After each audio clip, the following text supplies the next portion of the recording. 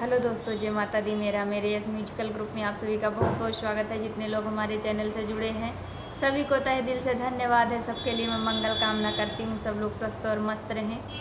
तो एक मैं बहुत ही प्यारा गारी गीत लाई हूँ, जैसा होगा आप लोग कमेंट में ज़रूर बताइएगा। अम्मवा कई पेड़वा जी ने ताका हो समधि रामा, अम्मवा कई पेड़वा जी ने ताका हो समधि रामा।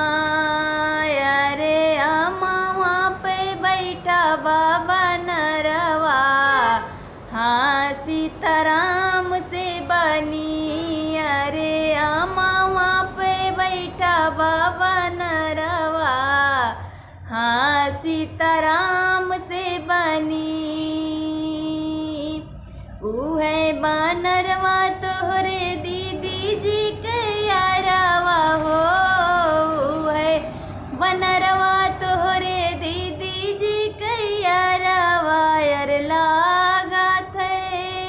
अरे लागा थे तोहरा बहनोइया, हाँ सीताराम से बनी। अरे लागा थे तोहरा बहनोइया, हाँ सीताराम से बनी।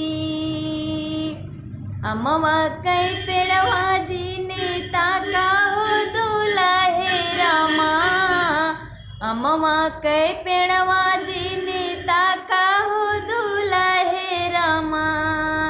अरे अम्मवा पे बैठा बाबा नरवा, हाँ सीताराम से बनी। अरे अम्मवा पे बैठा बाबा नरवा, हाँ सीताराम से बनी।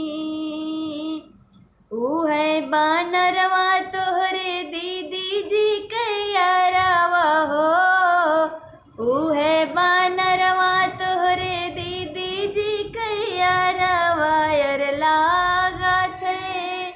अरे लागा थे तोहरा बहनोइया, हाँ सीताराम से बनी। अरे लागा थे तोहरा बहनोइया, हाँ सीताराम से बनी। अम्मवा कई पेड़वा जी ने ताका हो समधि रामा।